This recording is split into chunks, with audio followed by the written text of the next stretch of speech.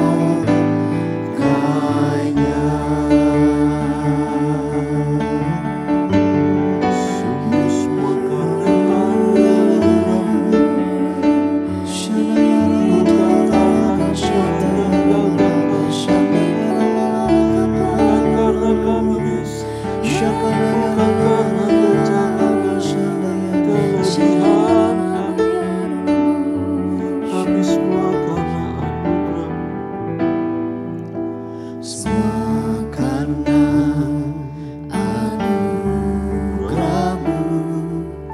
Hari ini ada, bukan karena kuatku, namun karena Roh-Mu. Ku bawa hatiku, penyembahanku, ku semakin berkurang, Yesus makin bertambah.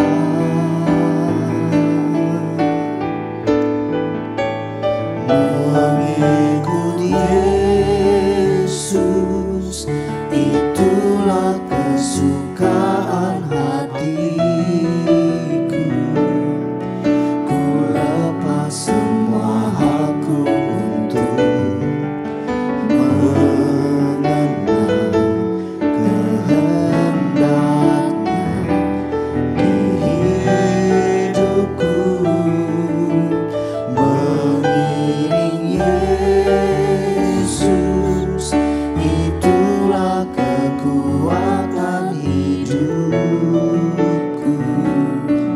Ku yakin anugerah-Nya mampu jadikanku hamba yang berkenan selalu.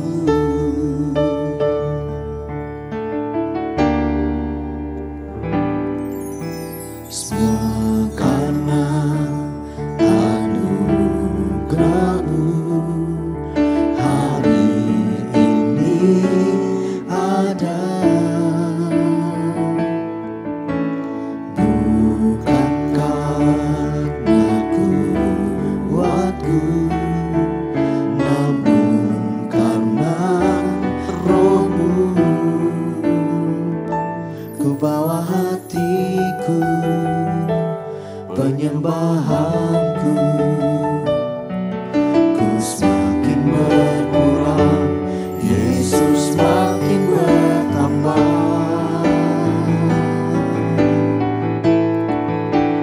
Mengikut Yesus, itulah kesukaan hatiku. Ku lepas semua hakku untuk mengenang kehendak-Nya di hidupku. Mengiring Yesus, itulah kekuatan hidupku. Ku yakin anugerah-Nya mampu jadikanku hamba yang berkenan selalu.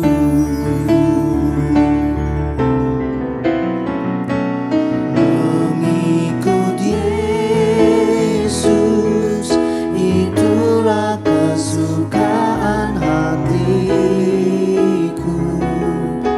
Ku lepas semua hakku untuk mengenang kehendak-Nya di hidupku. Mengiring Yesus, itulah kekuatan hidupku. Ku yakin anugerah-Nya mampu jadikanku hamba yang berkenan selalu. Ku yakin anugerah-Nya mampu jadikanku hamba yang berkenan selalu. Ku yakin anugerah-Nya mampu jadikanku hamba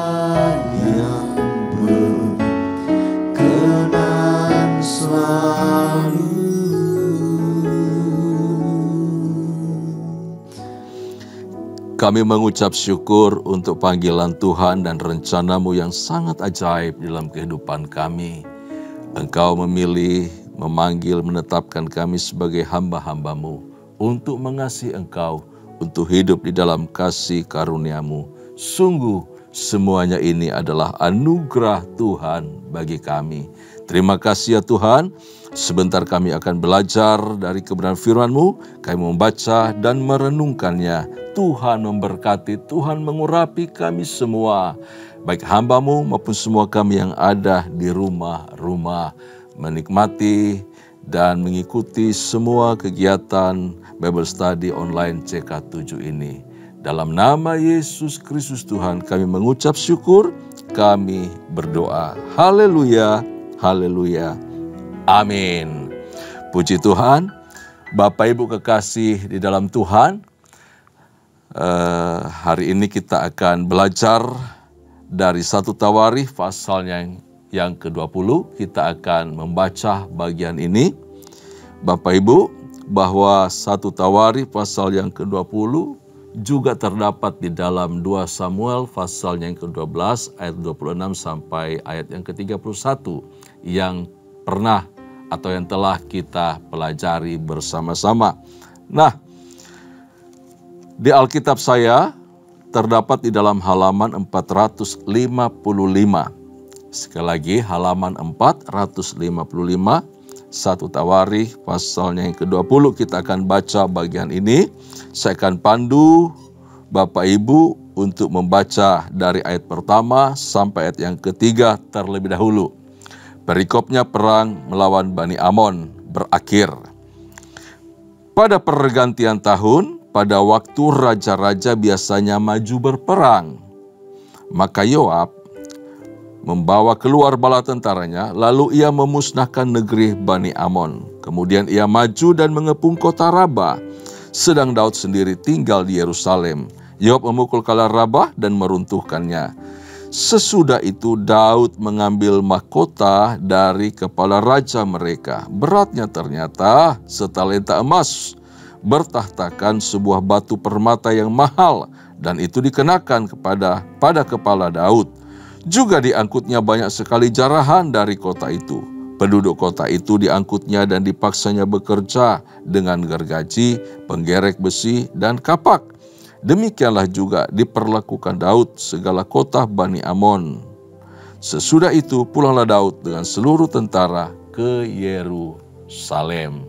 Nah, Bapak Ibu kasih dalam Tuhan, memang ada sedikit perbedaan di sini antara 2 Samuel 12 dengan 1 Tawarikh pasal yang ke-20, khususnya penghormatan yang diberikan oleh Yoab kepada Daud untuk mengambil bagian di dalam perang tersebut, di mana Yoab mengundang Daud untuk datang lalu menyelesaikan perang, dan baru dilanjutkan dengan Daud mengambil mahkota dari kepala Raja Bani Amon. Nah, Bapak Islam Tuhan, kita tahu bahwa Bani Amon ini adalah anak dari Lot, hasil incest dengan anaknya. Tapi Bani Amon ini termasuk musuh yang berkepanjangan ya. Perang antara Israel dengan Amon itu berlangsung lama. Dari zaman penaklukan Kanaan, lalu kemudian zaman para hakim, khususnya Yefta ya, berperang dengan Bani Amon juga. Dan dilanjutkan dengan masa Daud ini, perang itu berkelanjutan. Sekalipun beberapa kesempatan kita melihat atau membaca bahwa ada persahabatan antara Daud dengan Raja Bani Amon. Karena di kemudian hari ketika Daud di masa tuanya, dia melarikan diri akibat hukuman yang diberikan Tuhan, mana pedang tidak akan berhenti di atas kepala keluarga dari Daud. Lalu anaknya dalam hal ini Absalom mengejar Daud. Nah, salah satu anak dari Raja Amon menolong Daud di dalam pelarian tersebut, yaitu namanya Sobi. Dia menolong Daud, dia menyertai Daud dan membawa apa yang menjadi keperluan Daud. Ya, ini luar biasa, tetapi lebih banyak diwarnai dengan urusan perang. Nah, bangsa Amon ini punya dewa, namanya dewa Molok. Badannya badan manusia dengan kepala lebu. Itu yang kita ketahui mengenai Bani Amon. Nah, di ayat yang pertama dikatakan pada pergantian tahun, pada waktu raja-raja biasanya maju berperang. Lalu kemudian di bagian terakhir, sedang Daud sendiri tinggal di Yerusalem. Nah, kata Daud sedang sendiri tinggal di Yerusalem, itu di tengah peperangan yang dahsyat. Ketika Yoab mengepung kota Raba, nah saat itulah dalam keadaan sendiri, dalam keadaan santai, Daud menikmati waktu senggangnya, lalu Daud jatuh di dalam dosa. Kisah kejatuhan Daud dalam dosa bersama Batseba, lalu masalah dengan Uria, inilah yang kemudian Bapak Ibu dalam Tuhan menjadi duri di dalam daging dari Raja Daud. Kita ketahui di masa perang itulah Daud jatuh dalam dosa. Seperti yang disampaikan dalam 2 Samuel pasal yang ke-11 ayat pertama, sama persis bahwa Daud dalam keadaan sendiri tidak maju berperang. Tetapi peristiwa itu tentu tidak diungkit di sini, tidak dijabarkan sedemikian luas seperti di dalam 2 Samuel itu. Tujuannya sederhana, yaitu agar tidak timbulkan kesedihan di dalam hati umat yang baru pulang dari pembuangan itu. Jadi penulis itu menaruh respek yang tinggi terhadap pemimpin Yehuda, yaitu Raja Daud. Dia tidak mau membicarakan mengenai kelemahan, kesalahan diungkit lagi, kegagalan di dalam hidup seseorang. Jadi tidak diungkit lagi. Ini adalah upaya untuk pemulihan rohani dari umat Tuhan supaya mereka fokus melanjutkan hidup yang lebih baik. Bagaimana rencana Tuhan dalam kehidupan mereka. Kadangkala di dalam upaya-upaya kebangunan rohani, pemulihan itu kita harus mengesampingkan dulu kelemahan, kegagalan, hal-hal yang pernah dulu terjadi. Supaya apa? Menjaga situasi, menjaga kondisi rohani, emosi, dan semua hal berkaitan dengan urusan kebangunan rohani tersebut. Nah, penulis ini berupaya fokus kepada kebaikan, kepada anugerah Tuhan yang dilimpahkannya kepada Daud dan juga keturunannya dan penduduk Yehuda. Dan mereka punya kegirangan luar biasa. Mereka punya kebanggaan bahwa mereka punya raja yang dipakai Tuhan. Dan saat itu mereka juga sebagai umat yang dipilihnya itu, janji Tuhan berlaku kepada mereka, bukan hanya kepada Daud. Nah, Bapak Ibu dalam Tuhan, bahwa bagi Daud, perang melawan Amon ini tidak bisa hilang tentu saja. Ini kita bicara mengenai Daud ya. Dari konteks pasal ini, bahwa perang melawan Amon itu tidak bisa hilang dari dirinya. Sekalipun penulis Tawari mengesampingkan hal itu, tetapi perlu kita perhatikan bahwa perang tersebut perlu disesali. Walaupun dia mengalami kemenangan, karena dia tidak punya peran yang luar biasa. Dia bersantai dan akhirnya jatuh di dalam dosa. Kita membaca di dalam firman Tuhan, tidak sekalipun satu catatan ditemukan bahwa Daud pernah kalah perang. Nggak ada. Daud selalu menang perang ketika dia terjun di medan perang. Kemenangan selalu dari pihak dia. Israel mengalami kemenangan sehingga dia mulai melakukan ekspansi ke wilayah-wilayah sekitarnya, ke negara-negara tetangga. Satu-satunya kekalahan yang Daud alami adalah perang terhadap dosa, perang terhadap keinginan daging. Bagaimana dosa itu menyelinap masuk dari soto istana melalui jendela matanya. Kemudian dosa itu menerobos ke atas soto rumah Uria dan menggoda Daud untuk melakukan dosa yang sangat keji. Tidak hanya mengambil istri orang, tetapi suaminya pun dibunuh dengan cara yang sangat keji. Seorang yang punya dedikasi tinggi tetapi Daud tidak menghormatinya. Ya, Daud melakukan dosa yang sangat keji. Karenanya itu, Bapak Islam Tuhan, dari pelajaran mengenai kehidupan Daud dan dosa terhadap Batseba, hal yang sederhana yang perlu kita ingat, hati-hati dengan sikap santai, enggan, ataupun rasa nyaman dari kondisi kita saat ini. Hidup kita adalah peperangan, ya. Hari-hari yang kita lalui penuh peperangan rohani. Pikiran, mata, telinga, semua bagian tubuh ini itu dirongrong, ya. Itu berusaha untuk diterobos oleh hal-hal yang tidak menyukakan hati Tuhan. Dan ini medan peperangan kita, termasuk yang lebih utama adalah pikiran kita. Sebab apa? Bagian pikiran ini adalah memutuskan segala sesuatu. Kita mau iya kepada kehendak Tuhan atau tunduk kepada tawaran, bujuk rayu, kuasa dosa, keinginan daging, hawa nafsu, dan semuanya itu. Dalam kondisi berdosa itu, bayangkan Bapak Saudara, Tuhan diberitahu di sini bahwa Allah masih memberi kemenangan kepada pasukan Yoab. Ya, pasukan Yoab diberi kemenangan oleh Tuhan. Dan lalu Daud datang dalam kondisi baru selesai bikin dosa yang sangat keji itu. Tuhan masih beri Daud kemenangan. Itu anugerah. Tetapi Bapak Islam Tuhan, perhatikan, ketika Daud mengenakan mahkota dalam kondisi keberdosaannya itu, saya percaya kondisi hatinya itu berkecamuk. Dia pasti di dalam kegembiraan, di dalam kemenangan itu, hatinya tersayat-sayat. Dia telah melukai Tuhan. Dia telah mencederai kemenangan itu dengan perbuatan dosanya. Orang lain tidak mengerti, orang lain tidak membaca, orang lain tidak melihat kesedihan Daud.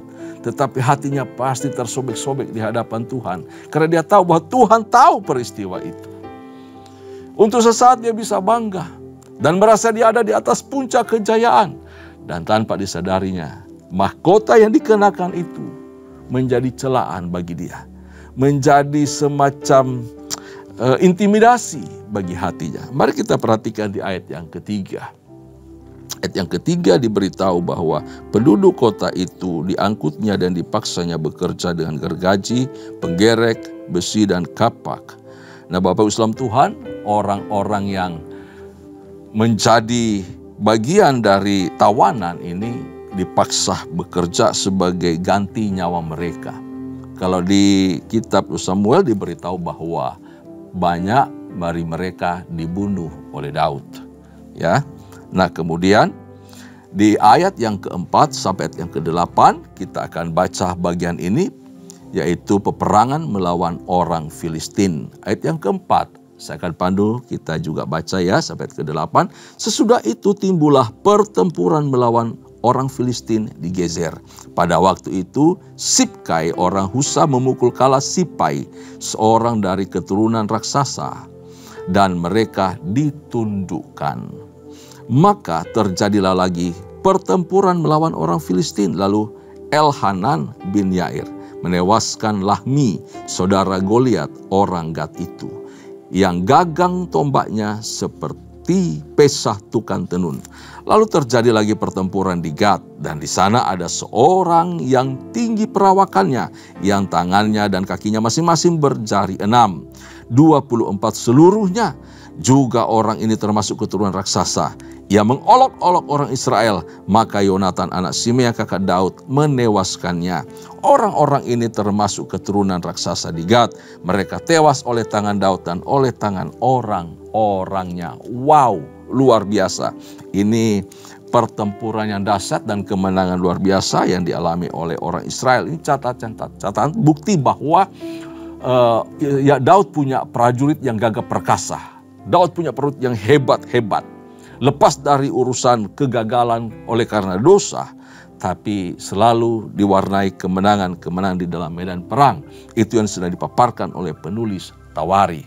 Nah, peperangan melawan orang Filistin ini menjadi musuh bebuyutannya. Kemana saja orang Israel pergi atau berada, paling sering disebutkan melawan Filistin. Perang melawan Filistin. Sejak Yosua masuk untuk menguasai tanah Kanaan, sejak saat itu perang melawan Filistin dimulai. Bapak Ibu pernah ini ya, penduduk Dan seharusnya paling ujung dekat Berseba. Itu berdampingan dengan penduduk Filistin, wilayah Filistin. Karena diganggu oleh perang terus-menerus, diganggu oleh orang Filistin terus-menerus. Akhirnya orang suku Dan hijrah ke atas dari paling selatan, mereka pindah ke tempat paling atas, paling utara, di perbatasan di atas. Mereka paling utara. Mereka cari tempat yang lebih nyaman, jauh daripada rongrongan orang Filistin. Bahkan sampai sudah ratusan tahun berikut, perang dengan Filistin terus-menerus berkecamuk. Nah, di sini dikisahkan ada 3 bahkan 4 raksasa Gad terakhir kali dijatuhkan ya. Semua berakhir di tangan para prajurit dari Daud. Nah, Bapak Islam Tuhan, diberitahu bahwa pertama itu Sipai. Ini di luar dari Goliat yang telah dikalahkan oleh Daud. Ini perang pada zaman Daud. Setelah Daud mengalahkan Goliat, baru ada Sipai lagi. Ternyata Goliat ini sejak pendudukan penguasaan bangsa Israel ke Kanaan sudah ada dan terus-menerus berlangsung. Keturunan mereka masih ada. Orang-orang enak ini ternyata banyak. Nah, termasuk datanya disampaikan, dituliskan di sini Bapak Islam Tuhan. Sipai atau Sisaf ini, dia melawan Sibkai orang Husa. Dia kalah, habis, mati ya. Lalu kemudian Lahmi juga. Lahmi adalah saudara dari Goliat, melawan Elhanan bin Yair. Lahmi kalah, tewas. Wah, luar biasa. Lalu raksasa tanpa disebutkan namanya. Tanpa disebutkan namanya. Di sini yang 24 semua jari tangan maupun jari kaki. Jadi si NN ini juga kalah. Kalah sama Yonatan, anak Simea. Ini ponakannya Daud juga. Lalu Yisbi Benob melawan Abisai, anak Seruya, adik dari Yoab, anak Seruya, ponakan Daud juga. Kalah dia, kalah Yisbi. Nama-nama raksasa ini, wah itu luar biasa ya. Kalau Bapak Ibu di zaman kita ada muncul seperti ini, pasti kita ngeri, kaget, takut. Gak usah senggol lah, menatap wajahnya aja, matanya aja kita langsung ngeri. Tapi luar biasa, Daud punya orang-orang hebat. Tidak takut dengan besarnya nama mereka, besarnya tubuh mereka. Dikalahkan dengan cepat. Para raksasa ini memiliki tubuh yang luar biasa tentu saja. Secara fisik dan orang bangga dengan itu. Tetapi secara fisik ini tidak mempengaruhi, sekali lagi, tidak mempengaruhi mental, keberanian dari pasukan-pasukannya Daud. Pahlawan-pahlawan Daud. Kenapa? Mereka punya raksasa dalam hal iman mereka. Mereka tumbuh dengan keberanian, tumbuh dengan percaya diri yang tinggi karena punya Tuhan, punya Allah yang hebat, yang luar biasa.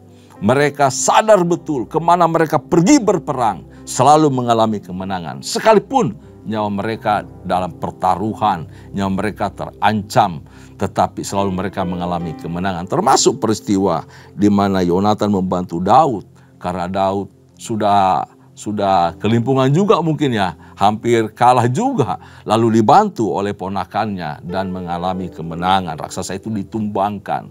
Bapak Islam Tuhan, dari prestasi mengalahkan para raksasa ini, sebenarnya ada satu prinsip yang sedang dikemukakan dari apa yang kita baca ini, yaitu hal impartasi iman, impartasi keberanian, impartasi percaya dari seorang Daud kepada prajurit-prajuritnya. Seorang pemimpin itu harus punya kemauan, punya keberanian, punya niat untuk mengimpartasi baik perilaku, karakter, iman, keberanian, percayanya, harapnya kepada Tuhan, kepada orang-orang yang sedang dipimpinnya. Kisah ini menarik.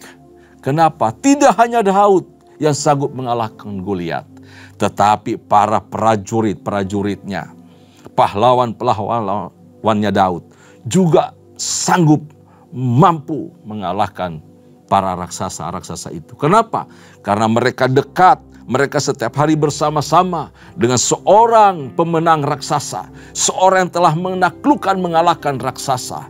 Jadi impartasi keberanian, impartasi iman itu mengalir, turun kepada prajurit-prajuritnya. sehingga mereka mengalami kemenangan luar biasa. Bapak Ibu, hidup kita penuh dengan pergumulan, peperangan setiap hari. Kita ada di medan peperangan setiap waktu. Ya. Mau menang perang, mau mengalahkan raksasa-raksasa, dekat dengan para pemenang, dekat dengan para pemimpin yang telah menaklukkan raksasa-raksasa itu. Raksasa apa yang sedang kita alami?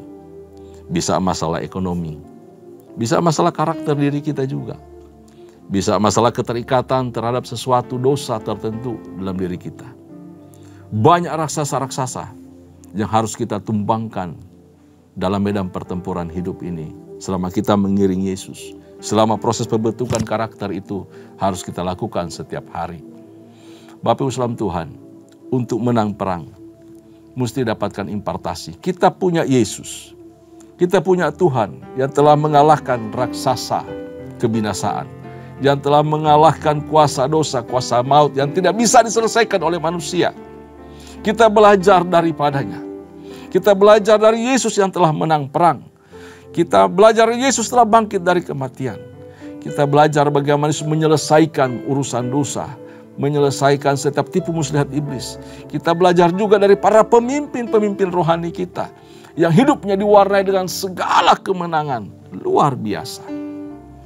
Jadi jangan jauh dari persekutuan orang-orang yang telah menang perang. Ya, konflik pasti selalu ada. Ya, konflik dalam diri kita. Rasul Paulus juga mengakui di dalam diriku ada pertarungan luar biasa antara aku mengikut keinginan roh atau daging. Jadi konflik, pertempuran antara keinginan daging, keangkuhan hidup, dan keinginan mata itu tetap berlangsung, ya, tetap berlangsung seumur hidup kita. Saya percaya kalau kita berjalan di dalam keinginan roh, di dalam tuntunan Roh Kudus, diurapi terus oleh Roh Kudus, maka kita akan mengalahkan yang namanya keinginan daging, keangkuhan hidup, dan keinginan mata. Pertarungan ini terus berlangsung sampai akhir hidup kita. Entah itu penyakit, entah itu PHK, entah itu perselingkuhan, entah itu perceraian, perselisihan antara saudara, hubungan yang tidak harmonis dalam keluarga. Entah itu masalah egois yang terlalu tinggi dalam diri kita, amarah atau dendam, rasa kecewa, takut, mungkin itu menjadi raksasa-raksasa yang masih bercokol di dalam diri kita, atau yang sedang kita hadapi untuk kita kalahkan. Bapak Ibu salam Tuhan, untuk mengalahkan Goliat-Goliat dan saudara-saudaranya yang selalu menampakkan diri dalam hidup kita setiap hari, Daud itu dibakar oleh iman dan pengalaman hidup yang disertai oleh Tuhan. Karena itu kita belajar dari Daud, dekat dengan Tuhan, ya, dekat dengan Tuhan. Minta kekuatan dari Tuhan. Punya iman dari kebenaran firman Tuhan yang terus kita baca, renungkan setiap hari. Itu akan membakar iman kita untuk terus berharap bergantung kepada Tuhan. Bapak Ibu salam Tuhan, kemenangan itu ditentukan oleh iman, oleh sikap hati yang benar, dan ketundukan kita kepada otoritas Tuhan, yaitu firman Tuhan. Tanpa itu kita akan kalah.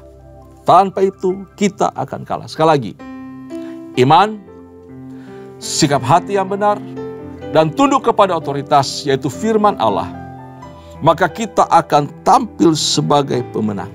Apapun raksasa di depan mata kita, kita bisa kalahkan. Dan kita punya catatan di dalam pengiringan kita kepada Tuhan, bahwa kita adalah orang-orang yang menang terhadap raksasa kehidupan yang mengancam kerohanian kita, yang mengancam rumah tangga kita, yang mengancam gereja kita. Raksasa kehidupan akan dikalahkan. Apapun nama raksasa yang merongrong hidup Anda. Bersama Yesus, kita pasti tampil sebagai pemenang. Tuhan Yesus memberkati kita semua. Tundukkan kepala, kita berdoa. Bapa Surgawi, terima kasih buat kebenaran firman Tuhan yang kami telah baca dan renungkan pada hari ini. Firman Tuhan ini menyingkapkan kepada kami kemenangan lepas kemenangan yang dilalui oleh Daud bersama para prajuritnya, termasuk mengalahkan banyak raksasa-raksasa. Bapa, Daud mengalahkan raksasa secara fisik, tetapi hal itu dimenangkan oleh karena dia bersandar kepada Tuhan. Para prajuritnya pun mengalami hal demikian. Daud dan para prajuritnya mengalahkan raksasa oleh karena iman bahwa Tuhan menyertai mereka. Mereka punya keberanian dan yang luar biasa dan mereka mengalami kemenangan. Bagi kami gereja Tuhan saat ini juga, di sekitar kami banyak raksasa-raksasa iman, raksasa-raksasa yang harus kami kalahkan, raksasa-raksasa yang mengganggu kehidupan iman kami, raksasa-raksasa yang berusaha menjatuhkan kerohanian kami. Entah itu pergumulan hidup setiap hari, entah itu masalah karakter kami, entah masalah kebutuhan hidup setiap hari, entah masalah intimidasi apapun juga bentuknya. Tuhan, kami mau belajar dari kemenangan yang dialami oleh Daud. Bahwa oleh karena iman kepada Allahnya, oleh karena keberaniannya, maka dia mengalami kemenangan. Kami juga, kami punya Yesus, kami punya Tuhan yang telah menang. Maka jaminan juga diberikan kepada kami yang percaya kepadamu, bahwa kami memperoleh kemenangan lepas kemenangan dari waktu ke waktu. Goliat-Goliat, raksasa-raksasa itu akan kami tundukkan, kami kalahkan di dalam nama Yesus Tuhan. Terpujilah namamu. Terima kasih ya Tuhan, berkati umat-Mu, berkati gereja-Mu, berkati semua jemaat Tuhan yang menyaksikan Bible Study Online CK7 ini. Lawatan Tuhan, berkat Tuhan turun atas mereka. Kiranya mereka dekat dengan sumber impartasi rohani, dekat dengan Allah, dekat dengan pemimpin-pemimpin yang terus mengalami kemenangan dalam kehidupan mereka. Terpuji namamu, berkati pekerjaan, berkati pelayanan, berkati pernikahan, berkati keluarga, berkati hubungan suami istri dengan anak. Tuhan memberkati. Terpuji-pujilah namamu. Kami mengucap syukur. Kami adalah umat pemenang di dalam Engkau. Demi nama Yesus Kristus, Allah yang hidup, kami bersyukur, kami berdoa. Haleluya. Amin. Sebelum kita berpisah, mari arahkan hati kita di hadapan Tuhan dan terimalah berkat. Anugerah serta berkat yang melimpah dari Allah Bapa, kasih sayang dalam Kristus Yesus Tuhan kita, serta persekutuan yang manis dalam Roh Kudus menyertai kita mulai hari ini sampai parusia. Tuhan datang pada kali yang kedua, bahkan sampai selama-lamanya. Setiap kita yang percaya terima berkat, sama-sama kita katakan amin, amin, amin. Tuhan berkati, shalom.